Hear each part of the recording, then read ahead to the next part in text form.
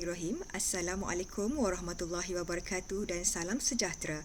Yang berusaha Puan Nur Haslida binti Tahir, Pengarah Kolej Matrikulasi Kelantan, yang dihormati Encik Khairuddin bin Nozari, Timbalan Pengarah Kolej Matrikulasi Kelantan, yang dihormati Puan Fazlina binti Muhammad Yaakob, Ketua Jabatan Matematik, Encik Muhammad Zamanuri bin Muhammad Suhaimi, Ketua Jabatan Sains, Encik Zahari bin Makdiran, Ketua Jabatan Pengurusan Pelajar, Encik Hasnul Hadi bin Haji Syariman, Ketua Jabatan Sastra Iktisas dan Sains Sosial, para pembentang, penyelidik dan seterusnya pensyarah-pensyarah yang dihormati sekalian. Seterusnya dengan tajuk kajian kaedah kumpulan untuk meningkatkan komunikasi pelajar pengajian am Kolej Matrikulasi Kelantan dengan pembentangnya Encik Wan Kamas Maizam bin Wan Ismail dari Unit Pengajian Am Matrikulasi.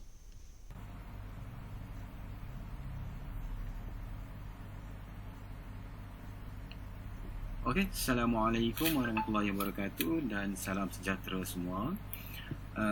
Untuk kajian tindakan bagi unit pengajian matrikulasi, kami seramai 4 orang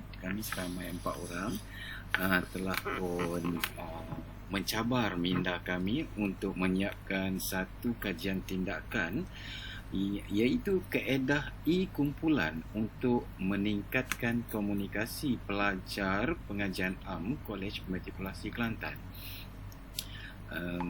Kami diwakili oleh Ketua Kumpulan Puan Haslinda Razali, saya sendiri Wan Kamal Ismaizam, Puan Nik Asniah dan juga Puan Owana. Okey, sebagai permulaan untuk objektif kajian kami ialah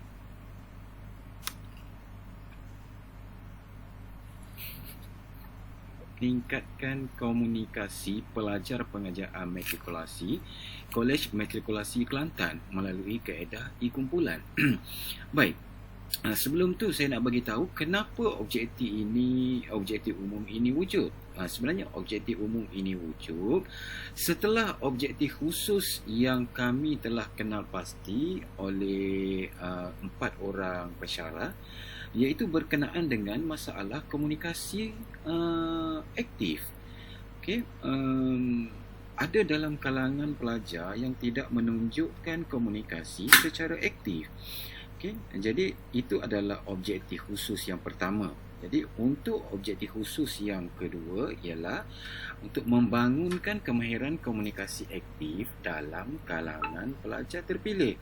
Okey, kumpulan sasaran yang telah kami tetapkan adalah pelajar yang mengambil kursus pengajian matrikulasi pada semester 2 sesi 2020-2021. Terdapat seramai 10 orang pelajar telah dikenal pasti untuk menjadi sasaran bagi kajian ini. Okey, metod yang telah digunakan adalah pemerhatian yang dibuat dalam kalangan pelajar daripada minggu pertama sehingga minggu keempat. Baik, minggu pertama sehingga minggu keempat ini pensyarah dan pelajar kebanyakannya berjumpa ataupun berdiskusi secara bersemuka di dalam kelas.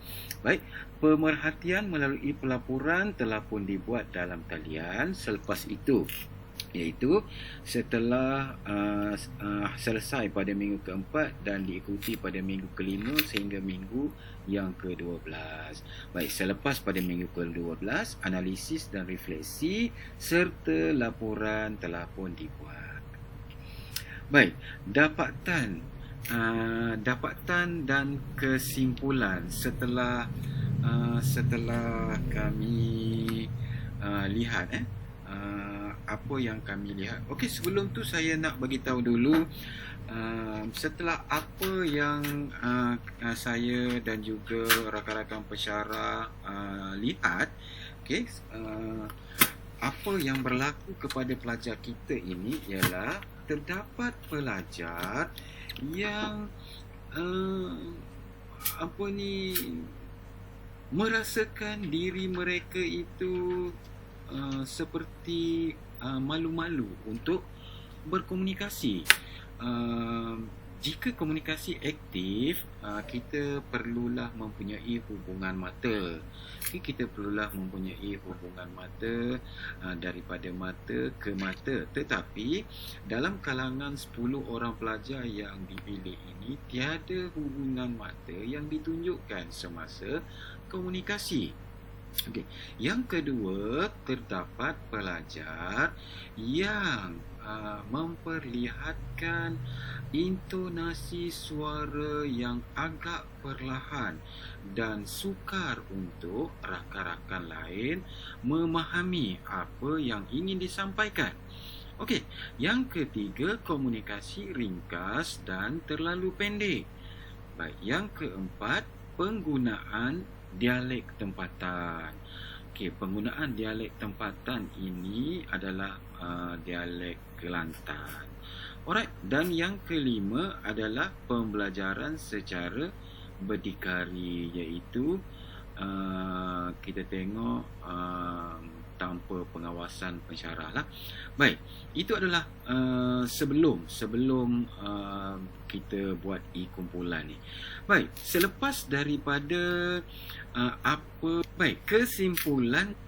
Baik, selepas apa yang telah pun kami buat, kami dapat buat kesimpulan bahawa setelah kumpulan ini diwujudkan, pelajar yang dipilih ini telah pun menampakkan ada perhubungan mata, intonasi suara pun telah pun yakin dan juga kedengaran dengan jelas, komunikasi ringkas telah pun menjadi lebih sedikit terperinci. Okey, penggunaan dialek tempatan diminimumkan. Okey, diminimumkan, dan juga penggunaan bahasa Melayu rasmi telah pun dioptimumkan. Dan yang terakhir, pembelajaran secara berdikari tanpa pengawasan pensyarah telah pun berjaya. Okey, itu sahaja dapatan dan kesimpulan yang telah pun kami perolehi. Baik, itu sahaja saya rasa untuk kali ini. Sekian. Pembentangan berikutnya oleh Puan Amirah binti Muhammad dari Unit Pengurusan Perniagaan dengan tajuk kajian Bad Card meningkatkan prestasi pelajar untuk subtopik produk bagi kursus pengurusan perniagaan. Assalamualaikum warahmatullahi wabarakatuh dan salam sejahtera. Saya Amirah binti Muhammad sebagai pembentang dan juga ahli kumpulan kajian tindakan STABIS dari Unit Pengurusan Perniagaan KMKT, diketuai oleh Puan Mazni binti Muhammad Arsyad, ahli seterusnya Puan Wan Suraya binti Wan Ibrahim dan Wan Hanisa binti Wan Sulaiman. Tajuk kajian tindakan kumpulan kami adalah Busy Easy Digital Card atau Bad Card, meningkatkan pencapaian pelajar menjawab soalan berbentuk kajian kes subtopik produk. Sebagai pendahuluan, refleksi pengalaman pengajaran dan pembelajaran penyelidik mendapati maklum balas pemeriksa PSPM 2 dalam laporan kerja calon semester 2 2018-19 memperlihatkan beberapa kelemahan pelajar yang ketara apabila kurang mampu menyatakan fakta yang tepat, huraian yang kurang lengkap serta kurang berupaya mengaitkan jawapan dengan kajian kes yang diberi dalam soalan pemasaran iaitu produk. Pengenalan kepada penggunaan kad imbas digital iaitu Busy Easy Digital Card, Bad Card, diharap dapat membantu meningkatkan kemahiran pelajar dalam penulisan esei berasaskan masalah ataupun problem based learning. Bad Card, Busy Easy Digital Card iaitu kad imbas digital berkonsepkan 5W1H, why, what, who, where, when dan how, meningkatkan daya ingatan pelajar dalam memahami konsep, menguraikan sendiri serta mengaitkan kajian kes subtopik produk. Bad Card direka oleh penyelidik berdasarkan model pengajaran memorization menggunakan sistem bantu memori iaitu link word method, ridiculous association method dan substitute word system method. Dalam intervensi ini, pensyarah bertindak sebagai facilitator, membimbing kumpulan pelajar membina dan mencipta Bad Card menggunakan aplikasi PowerPoint Microsoft 365. Seterusnya membuat penyerangan berdasarkan kata-kata kunci. Objektif kajian umum kami adalah untuk meningkatkan prestasi pelajar jurusan Pengakanan bagi topik pada pemasaran AP025 melalui aplikasi Busy Easy Digital Card (BEDCard). Manakala objektif khusus yang pertama adalah untuk menambah baik amalan pengajaran dalam kelas melalui aplikasi BEDCard. Kedua, meningkatkan penguasaan kemahiran menulis esei topik pada pemasaran, subtopik produk, dan terakhirlah untuk meningkatkan motivasi dan keupayaan pelajar untuk menguasai topik pada pemasaran subtopik produk. Kumpulan sasaran adalah seramai 30 orang responden yang merupakan pelajar jurusan Peakawanan semester 2, sesi 2020-2021 dari kelas tutorial A1T2, A1T4 dan A1T6. Kajian ini merupakan kajian kuantitatif dan kualitatif untuk mengenal pasti sama ada inovasi kad imbas digital iaitu BEDCard berkesan dalam bantu meningkatkan pencapaian pelajar dalam menjawab soalan esei subtopik produk. Kaedah kutipan data adalah berdasarkan soalan ujian, pemerhatian dan temu bual. Soalan ujian set pertama iaitu soalan pra dan juga soalan set kedua iaitu ujian pasca dilaksanakan pada minggu ke-6 dan minggu ke-8 PDP yang masing-masingnya bernilai 20 markah. Pemerhatian hasil dapatan ujian pra mendapati secara puratanya 73.27% pelajar masih lemah dalam mengingati fakta-fakta penting. Oleh yang demikian, pensyarah bertindak sebagai fasilitator membimbing kumpulan pelajar membina dan mencipta BEDCard menggunakan aplikasi PowerPoint Microsoft 365. Seterusnya, pelaksanaan tutorial semasa PDP diteruskan dengan menggunakan intervensi BEDCard sebelum ujian pasca dilaksanakan. Pemerhatian hasil dapatan ujian pasca mendapati secara puratanya 30 responden yang menjawab soalan subtopik produk, 90% pelajar mampu menjawab soalan dengan baik serta dapat mengingati fakta-fakta penting subtopik produk semasa menjawab soalan esei. Temu bual keberkesanan soal sidik penggunaan BEDCard memperlihatkan majoriti responden memberikan maklum balas positif semasa sesi temu bual keberkesanan BEDCard sebagai alat bantu pembelajaran untuk menjawab soalan esei subtopik produk. Respon temu bual dari pelajar menyatakan BEDCard membantu mereka untuk mendapatkan idea, mudah untuk dihafal kerana isinya sangat ringkas serta BEDCard senang dibawa dan boleh dibaca pada bila-bila masa. Ianya juga menarik dan mudah untuk dibuat ulang kaji.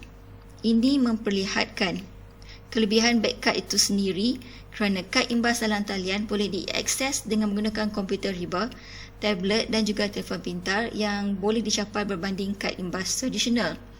Dapatan soal sidik keberkesanan BEDCard terhadap pelajar mendapati min keseluruhan untuk setiap item soalan adalah tinggi, iaitu 3.51 ke atas, dan purata skor min adalah 4.63 pada tahap tinggi juga.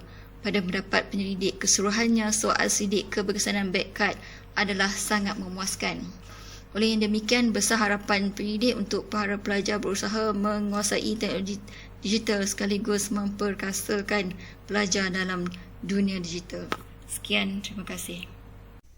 Kita teruskan pula dengan tajuk kajian berikutnya iaitu kesan penggunaan aplikasi Quizizz sebagai medium pembelajaran kendiri pelajar di dalam kursus perakaunan oleh pembentang Puan Juliana binti Adri dari unit perakaunan.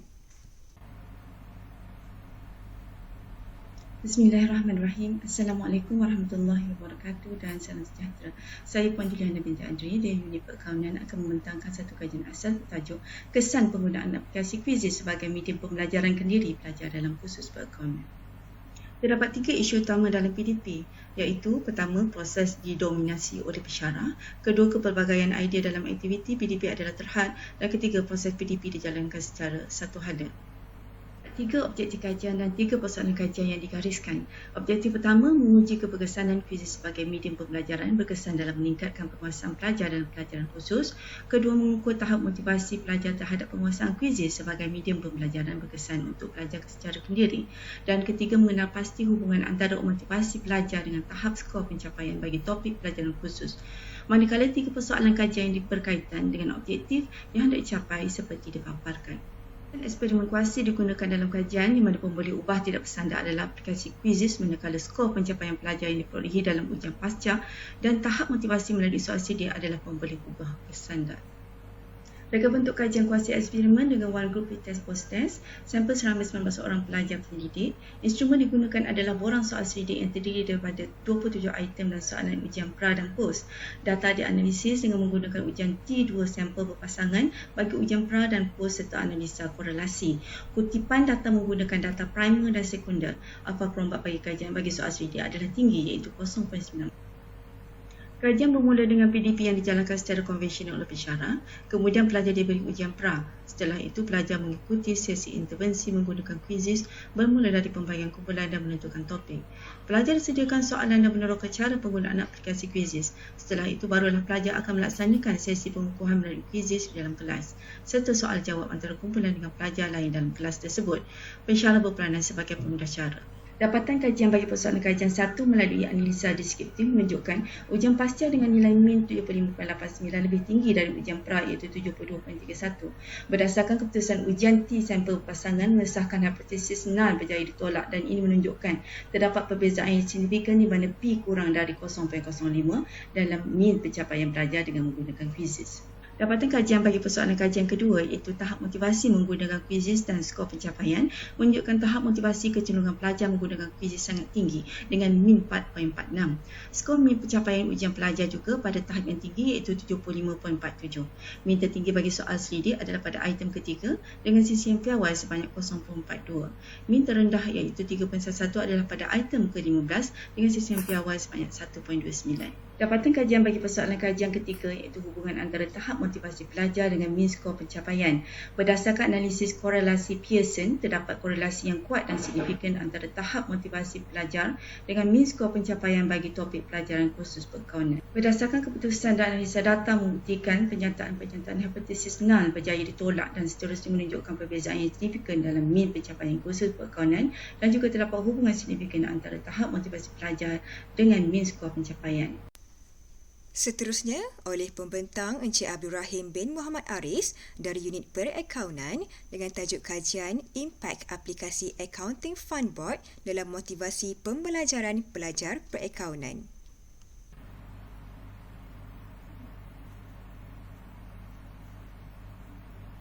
Assalamualaikum warahmatullahi wabarakatuh dan salam sejahtera. Berikut adalah perbentangan saya untuk kajian asas bertajuk Impak Aplikasi Accounting Fund Board dalam motivasi pembelajaran pelajar perakaunan. Pernyataan masalah dari sini berdasarkan kepada apa yang berlaku pada situasi sekarang. Penularan pandemik COVID-19 telah pun merubah corak pembelajaran pengajaran, terutama sekali di Kolej Matrikulasi Kelantan, di mana pembelajaran secara non-face-to-face telah menjadikan kesukaran bagi pelajar terutama tidak mempunyai asas perakaunan untuk mengingati dan memahami pada konsep yang pertama di dalam perakaunan, subjek perakaunan. Soalan kajian di kat sini adalah bagaimana kita nak menilai tahap dimensi, iaitu ada 4 tahap dimensi: perhatian, relevan, keyakinan dan kepuasan motivasi pelajar dipengaruhi oleh penggunaan aplikasi Accounting Fund Board. Dan objektifnya adalah untuk mengenal pasti tahap dimensi keempat dimensi tadi tu, yang mana dipengaruhi dengan penggunaan Accounting Fund Board. Mengapa perlunya ada kajian ini? Yang pertama, kita nak melihat kepada faktor keciciran pelajar, terutama yang tiada asas dalam bidang perakaunan. Yang kedua, kita nak menerapkan minat, fokus dan semangat untuk pertama kali pelajar ini masuk ke jurusan perakaunan ini, supaya dia tidak menjadi satu batasan kepada beliau untuk kepada step-step atau proses-proses dan seterusnya. Dan ketiga adalah proses penyampaian PDP topik perakaunan ini seterusnya berjalan dengan lancar walaupun pada zaman pandemik COVID-19 ini, walaupun tanpanya face to face. Berikut adalah kerangka teori, di mana kerangka teori ini adalah adaptasi daripada kerangka teori motivasi model ARCS Scalar. Di mana motivasi ini adakah ia dipengaruhi oleh perhatian, relevan, keyakinan ataupun kepuasan kepada pelajar itu sendiri. Daripada tinjauan literatur sebelum ini, dapat dikaitkan bahawa nilai pendidikan ER ni terkait erat dengan apa yang dirancang, dilaksanakan, disatukan dalam lingkungan pembelajaran formal dan tidak formal. Dan juga pertimbangan penting ialah bagaimana teknologi AR menyokong dan mampu belajar bermakna dan menganggap AR sebagai konsep dan bukannya jenis teknologi tertentu agar ia akan menjadi lebih produktif bagi para pendidik, dan seterusnya motivasi yang penting dalam mempromosikan mempertahankan pembelajaran yang diatur sendiri yang sering menghasilkan peningkatan prestasi akademik. Metodologi kajian, reka bentuk kajian ini adalah kajian bentuk kuantitatif, iaitu berbentuk tinjauan, di mana modelnya adalah daripada reka bentuk motivasi ERCS. Instrumen kajian kita menggunakan 5 mata, iaitu daripada Instructional Material Motivation Survey. Aplikasi account fund board ini yang digabungkan dari perisian Unity dan Euphoria, bertemakan monopoli dan dipersembahkan dalam bentuk teknologi AR.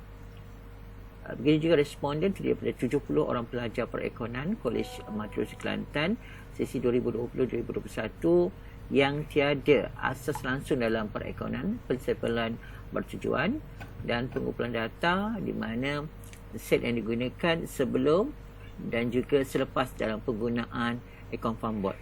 Sebelum penggunaan accounting fund board ini adalah menggunakan cara yang biasa, itu dengan menggunakan nota-nota kuliah sahaja, dan data ini dimasukkan dalam perisian SPSS 22.0, dan ujian kebolehpercayaan adalah dapati keseluruhan Alpha Combat dihasilkan adalah 0.833 yang menunjukkan soal selidik ini diterima untuk menjawab objektif kajian yang lain. Dan dapatan kajian daripada 4 dimensi, daripada perhatian berlakunya peningkatan daripada pra dan pasca 22.9, dan dia adalah merupakan signifikan. Relevan, berlaku penurunan 2.52%, dan ia dinyatakan tidak signifikan terhadap kajian ini. Keyakinan 8.04 peningkatan, di mana ia adalah signifikan. Kepuasan adalah 9.34 peningkatan, ini adalah merupakan 0.07, di mana ia adalah signifikan, di mana signifikan ini adalah di bawah 0.005. Dan pembincangan daripada dapatan, yang pertama, nilai min keseluruhan diperoleh menunjukkan tahap motivasi pelajar ini tinggi setelah menggunakan aplikasi EFB adalah 10.86% berbanding dalam penggunaan nota kuliah sebelumnya.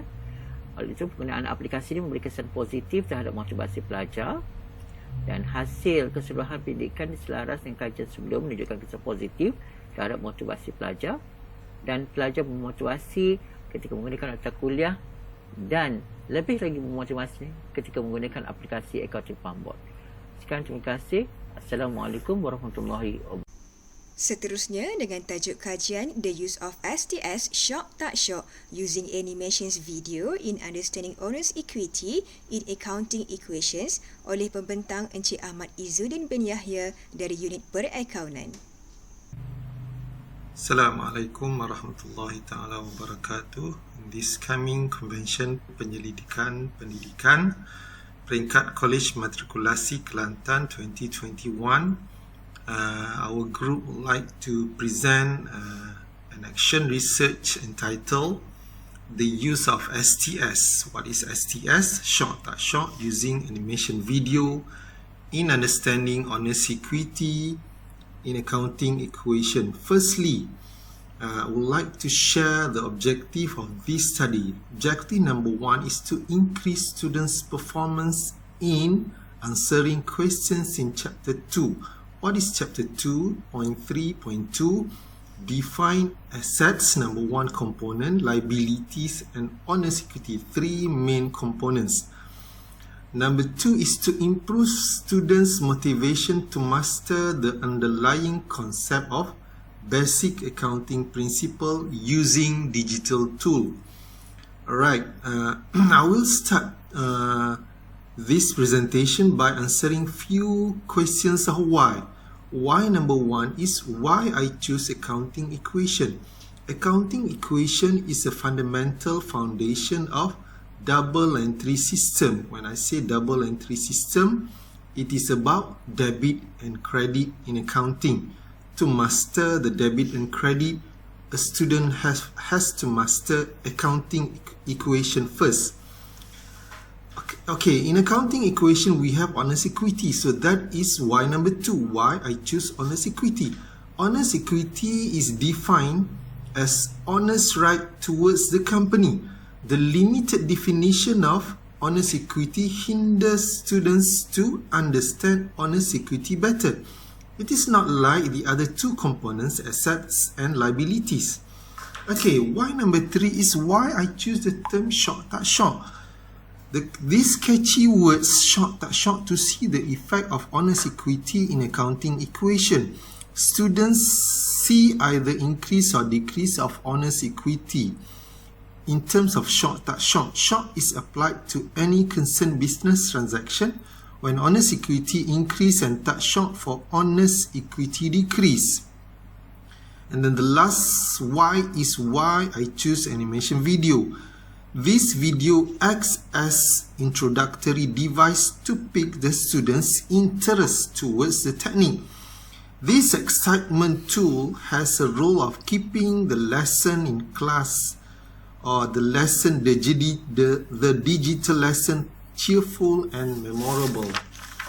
Okay, about the respondents, all 17 respondents from A1T6 and A2T5 are the studies respondents.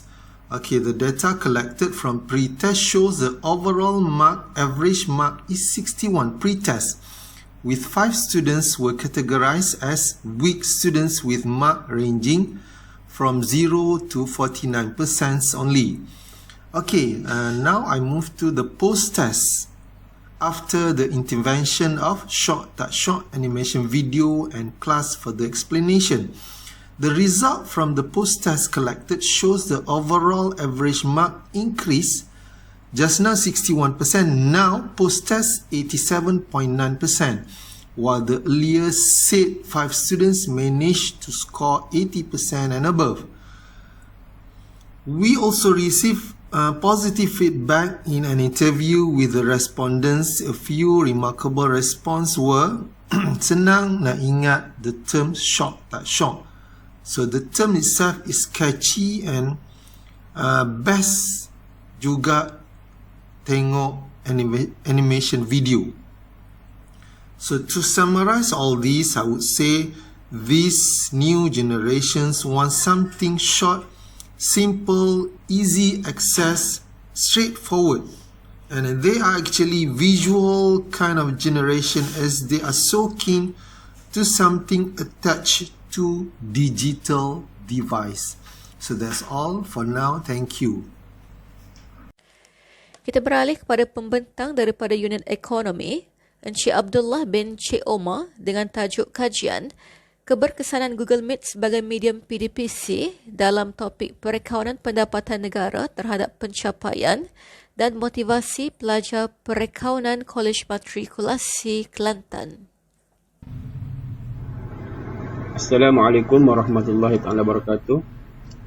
Saya Abdullah bin Cik Omar dari unit ekonomi akan membentangkan R&D bertajuk keberkesanan Google Meet sebagai medium PDPC dalam topik perakaunan pendapatan negara terhadap pencapaian dan motivasi pelajar perakaunan Kolej Matrikulasi Kelantan. Pandemik COVID-19 telah mengubah corak pembelajaran negara kita termasuk di peringkat matrikulasi. Bahagian matrikulasi telah meletakkan supaya PDPC dijalankan secara hybrid, iaitu secara bersemuka dan atas talian. Jadual waktu yang ditetapkan 2 jam bagi satu semasa. Jika sebelum ini 1 jam, maka pensyarah perlu mencari kaedah pengajaran yang sesuai supaya PDPC sentiasa lebih menyeronokkan dan tidak hanya bergantung pada cap and stop sahaja. Bagi pelajar pula, mereka lebih suka sekiranya pensyarah menyediakan satu nota secara soft copy dan video pengajaran yang boleh diulang-ulang supaya mereka boleh menonton di kemudian hari untuk lebih kefahaman. Bertitik tolak dari ini, maka pengkaji ingin memfokuskan Google Meet sebagai platform untuk mengajar secara atas talian bagi mengatasi masalah tersebut. Objektif kajian ini adalah untuk menentukan sama ada pembelajaran secara Google Meet dapat meningkatkan prestasi pelajar jurusan perekonomian berbanding pengajaran secara bersemuka dalam topik perekonomian pendapatan negara dan menentukan tahap motivasi pelajar yang mengikuti pembelajaran secara Google Meet. Sasaran terdiri daripada 30 orang pelajar jurusan perekonomian Kolej Matrikulasi Kelantan. Bagi pelaksanaan tindakan, seramai 15 orang pelajar akan mengikuti pembelajaran secara Google Meet dan 15 orang pelajar mengikuti pembelajaran secara bersemuka. Kemudian ujian pasca akan diberikan kepada semua responden dan borang soal selidik akan diberikan kepada pelajar yang mengikuti pembelajaran secara Google Meet sahaja untuk menguji tahap motivasi mereka. Akhir sekali, analisis data akan dilakukan menggunakan SPSS.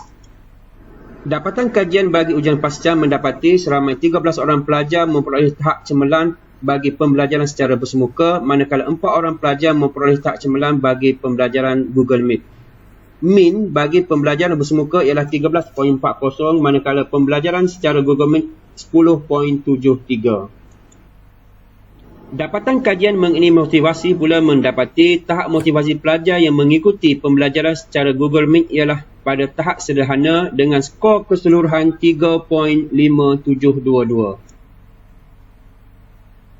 Pembelajaran secara bersemuka lebih berkesan berbanding Google Meet, manakala tahap motivasi pelajar adalah pada tahap sederhana.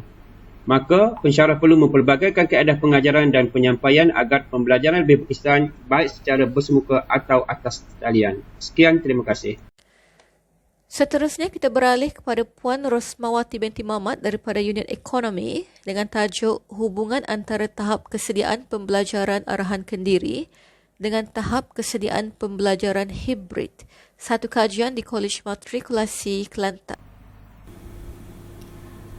Assalamualaikum warahmatullahi wabarakatuh. Hari ini saya akan menyampaikan tajuk kajian saya yang bertajuk hubungan antara tahap kesediaan pembelajaran arahan kendiri dengan tahap kesediaan pembelajaran secara hibrid. Satu kajian di Kolej Matrikulasi Kelantan. Kaedah pembelajaran hibrid ini telah diperkenalkan di kolej-kolej matrikulasi dan ini menjadikan sesi PDPC lebih menarik dengan penggunaan media sosial seperti YouTube, Facebook dan courseware-courseware pendidikan. Namun begitu, kesediaan pelajar dalam menghadapi pembelajaran secara maya ini perlu diberi perhatian kerana mereka adalah subjek utama kepada ilmu yang akan disampaikan. Antaranya adalah dari segi kebolehcapaian internet dan pembelajaran arahan kendiri yang merupakan salah satu ciri pembelajaran abad ke-21. Yang menjadi persoalan adalah adakah pelajar-pelajar bersedia dari segi alatan digital dan capaian internet? Adakah pelajar bersedia belajar secara arahan kendiri dan belajar secara hibrid? Dan adakah wujudnya hubungan antara pembelajaran arahan kendiri dan pembelajaran secara hibrid? Daripada tinjauan literatur yang dilakukan, didapati wujudnya hubungan dua hala antara kesediaan pembelajaran arahan kendiri dengan kesediaan pembelajaran secara hibrid sebagaimana kajian yang telah dilakukan oleh Shapley pada tahun 2000 yang mengatakan bahawa pelajar perlulah mempunyai tahap kendiri yang tinggi untuk membolehkan mereka mencapai kejayaan yang cemerlang dalam suasana pembelajaran terarah kendiri secara atas talian. Sehubungan dengan itu, kajian ini saya lakukan dengan menggunakan model kajian model pembelajaran terarah kendiri oleh Song dan Hill. Model ini menyatakan bahawa konsep pembelajaran arahan kendiri boleh disokong oleh kaedah pembelajaran yang dijalankan di atas talian dan wujudnya hubungan dua hala antara proses pembelajaran dan sifat-sifat personal. Dan kajian ini dijalankan secara tinjauan menggunakan soal selidik dan analisa data menggunakan kekerapan peratusan skor min dan korelasi Pearson.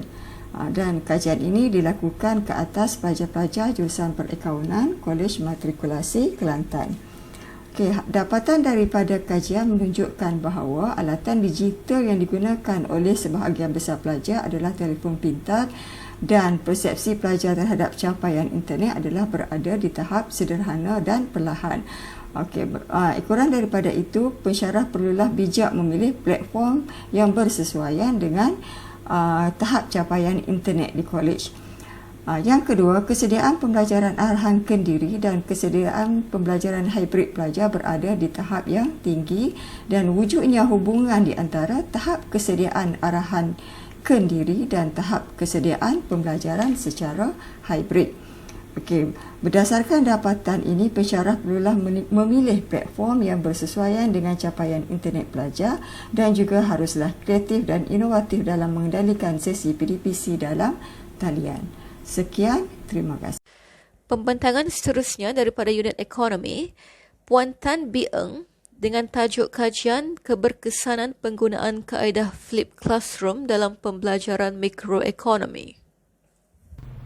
Salam sejahtera, saya Tan Bee Eng dari unit ekonomi. Tajuk kajian ialah keberkesanan penggunaan kaedah flip classroom dalam pembelajaran mikroekonomi. Penyataan masalah merujuk pelbagai kaedah pengajaran digunakan seiring dengan pembelajaran abad ke-21 untuk menggantikan kaedah pengajaran konvensional agar kaedah pengajaran lebih berinovasi dan efektif terhadap PDPC pelajar.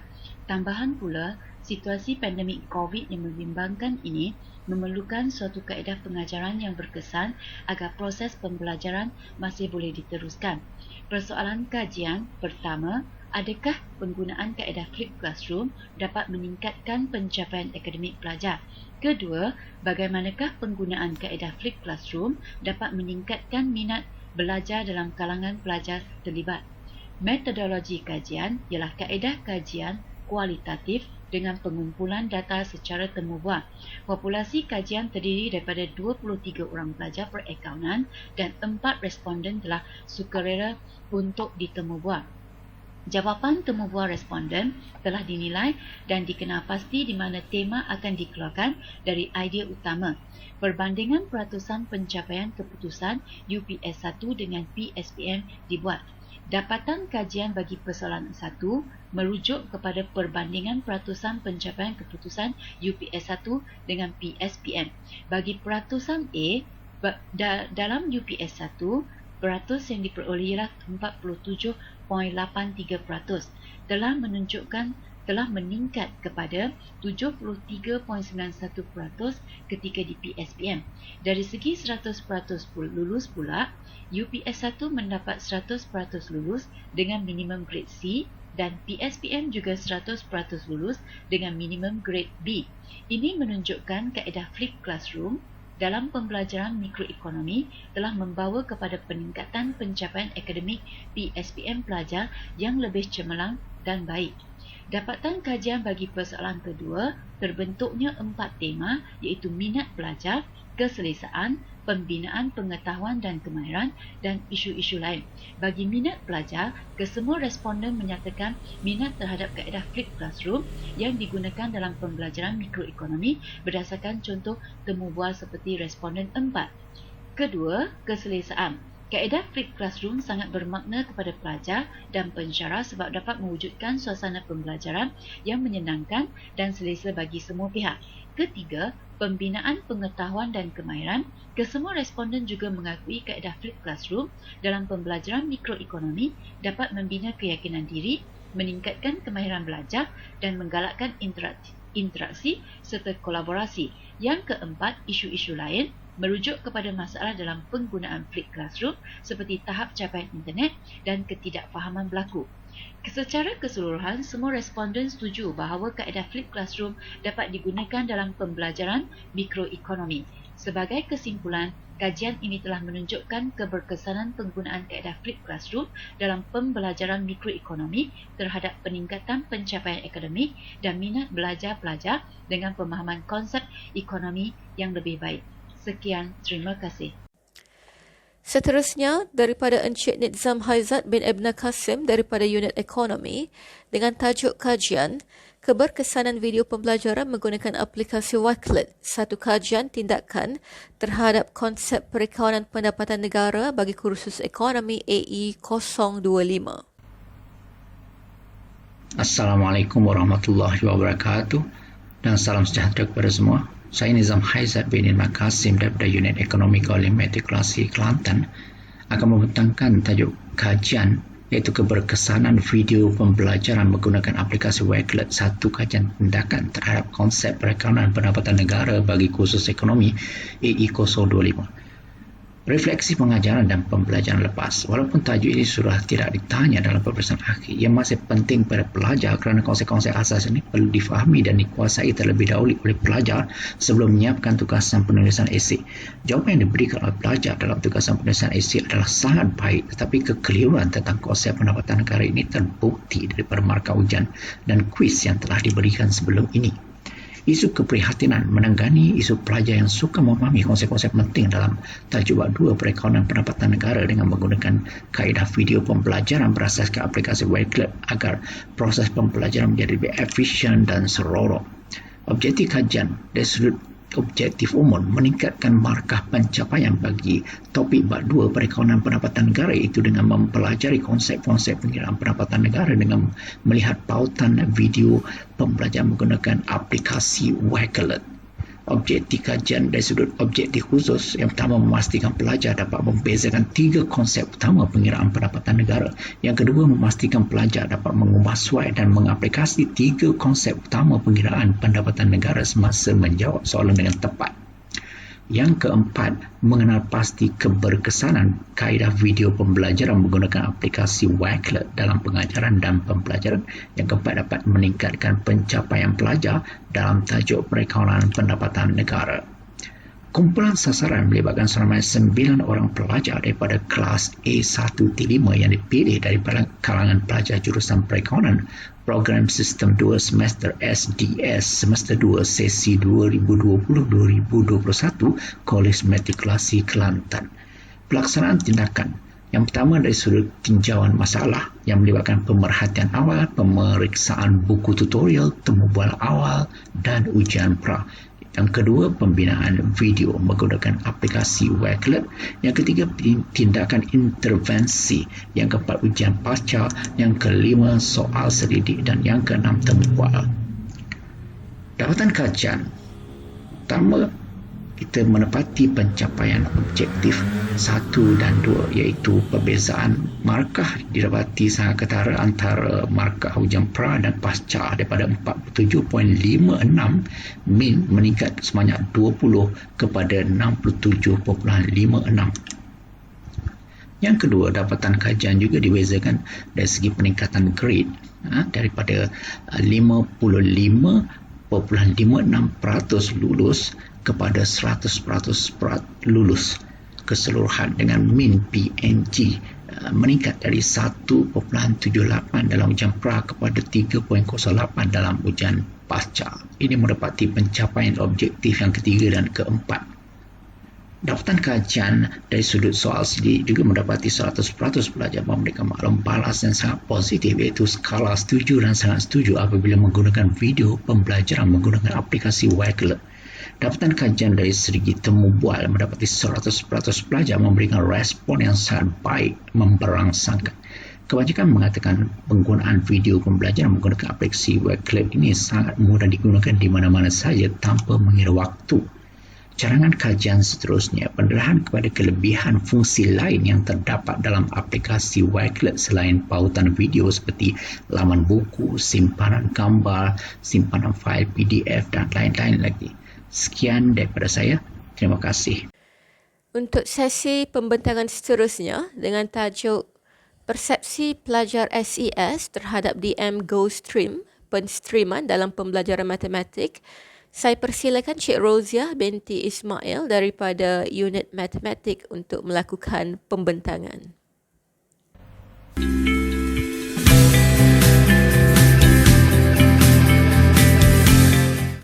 Assalamualaikum dan salam sejahtera. Saya Roziah binti Ismail mewakili ahli kumpulan akan membentangkan kajian kami iaitu persepsi pelajar SES terhadap DM GoStream penstreaman dalam pembelajaran matematik.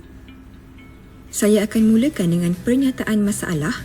Pernyataan masalah kumpulan kami adalah disebabkan COVID-19 yang melanda, menyebabkan pertemuan bersemuka antara pendidik dan pelajar digantikan secara dalam talian melalui pelbagai aplikasi dan kami memilih DM GoStream iaitu penstreaman secara langsung. Manakala persoalan kajian, adakah kaedah penstreaman dalam pembelajaran matematik dapat mempengaruhi pencapaian pelajar dalam ujian pra-PSPM 1 dan apakah persepsi pelajar terhadap kaedah penstreaman yang kami jalankan dalam pembelajaran matematik? Kami telah senaraikan dua objektif kajian iaitu yang pertama, keberkesanan kaedah penstreaman dalam pembelajaran matematik terhadap pencapaian pelajar dalam ujian pra-PSPM 1 dan persepsi pelajar terhadap program DM GoStream. Dalam penulisan kami telah senaraikan beberapa kepentingan kajian dan di sini saya akan nyatakan dua daripadanya, iaitu yang pertama, pelajar dapat meningkatkan kefahaman dan menguasai sesuatu topik yang dipelajari pada bila-bila masa dan di mana sahaja. Dan yang seterusnya ialah pensyarah dapat mengalami transformasi ke arah andragogi dan pedagogi secara digital dan dipercayai dapat membantu memberi manfaat dan kebaikan.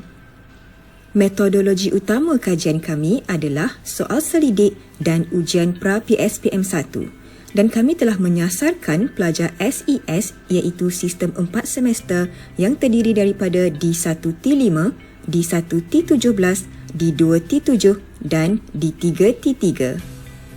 Berdasarkan metodologi yang telah kami jalankan, berikut adalah dapatan yang telah kami analisis iaitu min soal selidik adalah 4.66 dan kami kategorikan ini sebagai tinggi.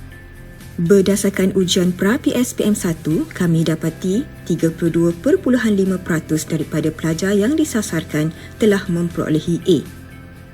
Dan 100% pelajar adalah lulus. Ini menunjukkan dapatan yang positif berbanding TOV pelajar.